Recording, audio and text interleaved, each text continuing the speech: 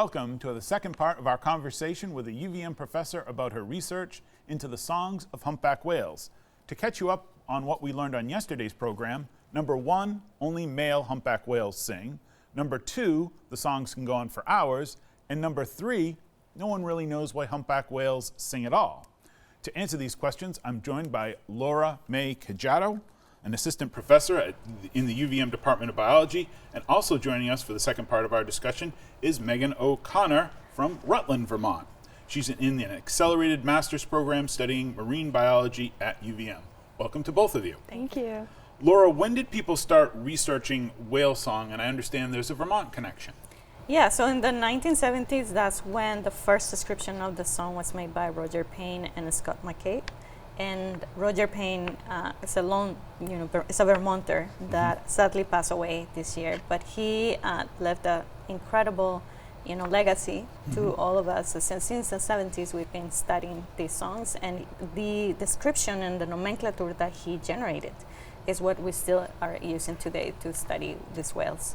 So incredible contribution, and very beloved scientist. And he lived in Woodstock, Vermont. Yeah, he did. Lived in Woodstock. How does vocalization, animal vocalization, become song? When does it cross over to becoming song? So the way that we define a song, and same definition will apply to birds, is when you have a series of components that are organized in a hierarchical way. Mm-hmm. So in the case of whales, we call the largest unit the theme, that consists of phrases. Okay. Right? So a theme will be a repetition of multiple phrases. Sometimes the same phrase, sometimes it's one or two phrases and the same thing. And each of these phrases has a unit, a smaller, kind of component that defines the phrase. And so when these themes are sung in a particular order, right, and over and over and over, that's what we call, hierarchical complex song. A song. Yeah. And you said that each whale is singing the same sad song, just their own version of it.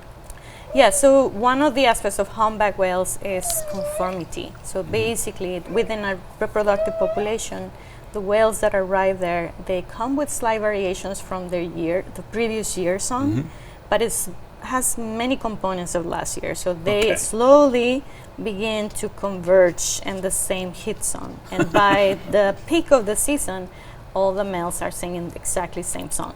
What we don't know is if this is a song that is function as attract females, what is exactly the females listen to? How can the female tell males if everybody's singing the same song? Right. And if this is the function is male-male competition, what are the components that male are evaluating to say, oh, guy, that's a very good singer, so I better stay away, right? So it's possible that it's a combination of the two, and we assume these these hypotheses are applicable to humpback whales because of what we know and we have learned in songbirds. One of the things that we were talking about while we were getting ready was the fact that unlike songbirds and being able to say, aha, that bird is singing right now and we know what his or her song is, you can't do that with whales. There are no cameras under the water. What does it sound like under the water? I mean, that's where your research takes place. You go under the water. Is it loud, quiet? What's it sound like under there? So we cheat because we are actually using hydrophones, so the version of microphones for water. Yep. And so we stay in our boat, and we use our recording system to get a sense of where the whales. We have sometimes 2 hydrophones or 4 hydrophones that allows us to kind of get closer to a specific singer. Okay. Even though there may be multiple singers, that helps us to kind of narrow down where the singer might be. Right. So we use this hydrophone, and it's usually, depending where we are, can be very noisy because there are other animals also producing sound. We also have our other recorders that I showed last time, the sound trap, and those can pick up also anything. And we drop these in areas that are closer to coral reefs. So we usually can hear fish, which are incredible. They produce a lot of sounds, and they can be as fascinating as the humpback whales. We can also get snapping shrimp, sea urchins if they're moving around. So that's a sound that is a byproduct when they move. And dolphins, of course, which are also fascinating. Of course. And mentioning dolphins is a good way to bring Megan into our conversation. the recordings that are gathered down in Costa Rica and you said it was Panama, the Pacific Panama, side and the Caribbean. the Caribbean side. Thank Yes. you. And the Caribbean side are brought back here and analyzed here and put into a visual display. And our director, Chris, will bring that up. So there is the display. Megan, this is where a lot of your work comes in. What are we looking at? So this is a spectrogram, and this is very typical of what we'll be looking at in the lab, and it basically visualizes the sounds that the hydrophones and the sound traps are picking up. So as you see it scrolling across, these are the whistles over time. So we can take a look at the whistles, and the lines going up and down are the actual whistles and the frequency that they'll be at. So that's how we can kind of categorize a whistle, is when it goes up and down in frequency, So like those a song. yellow lines are the whistles. Yeah, the yellow lines. Okay. We mentioned that you're from Rutland, that you're a Vermonter, proud Vermonter. Yeah. What do you tell your family and friends when you say, I study whales at UVM? I mean, the usual question is how, but I usually try to explain that most of the work going into studying the whales is not done when we're anywhere near them. I mean, most of my work so far, I haven't been to the field yet, has been spent looking at the spectrograms and collecting data from those, which is unbelievably interesting to me. But I do love to kind of advertise that it's possible to, follow like the path of marine biology, even if you aren't exposed to the ocean all the time. Right. Nowhere near an ocean, but somehow you can still study the ocean from far away. There's another spectrogram that we wanted to look at that actually shows these phrases that you mentioned. There they are there. So tell me what we're looking at. What is that phrase? How do you see that? What do you see there, Megan? So when we look at a spectrogram and we see the whistles again, or the yellow lines, visually you can kind of see a pattern. And once you see that patterns of songs start to repeat over and over again, like there's probably like 7 of those lines, we can call that a phrase once we see it enough. And then we see that block get repeated over and over again. So those 2 phrases are a theme. They're parts of a theme. They're parts of a theme. And this is how we get a song. Yes. This is how we get a song. Laura, how has climate change affected your research into humpback whales? So we are noticing that, climate change, specifically these past years, a lot of our recordings come during the La Niña event, which was the period time that waters were really cold, and now the waters are warming because we're on El Niño, which is expected to last till next spring.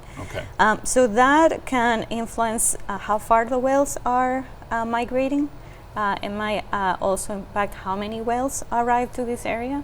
But in terms of the song and our research, it doesn't really impact because the whales still have to arrive to these places and reproduce, and the males still have to display. So we haven't noticed any particular change related to climate change in the song or the frequency of the song. We do see other more important impacts, which are more related to human noise. Human noise. You said that through conservation work, the population of humpback whales has increased, and by the increase of whales means there are more people out there who aren't scientists like you looking at the whales. And you said that there's a lot of other boats around when you're trying to work. Yeah, so one of the incredible things that happened when we discovered the song of the humpback whales, because of Roger Payne and collaborators, that served as the important mechanism for people, the public, to understand them and to value these animals, which led to their protection, right? And so since these populations have grown, and especially the population of the southern hemisphere, our population is called the breeding G population, which is the one that I mentioned last time, comes from Antarctica. And this population has grown. So as you know, fisheries industry is declining in many Latin American countries. Whale watching has become a very important economical opportunity for them, and it's very valid. And a lot of countries have developed guidelines.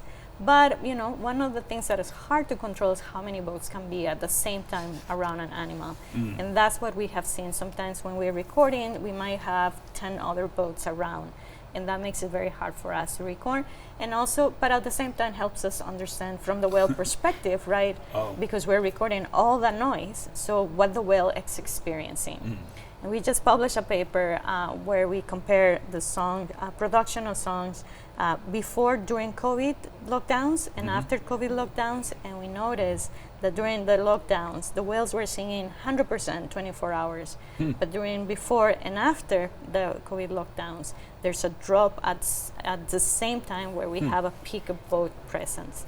So that suggests to us that the whales are making decisions, right, when to sing based on these extra noises, right, in the environment. And we need to incorporate that in management. Right, right. Megan, do you graduate in a couple of months? Did I have that right? Junior or senior? I'm a senior, yes. You are a senior, okay. Oh, that's right, because the accelerated MA program.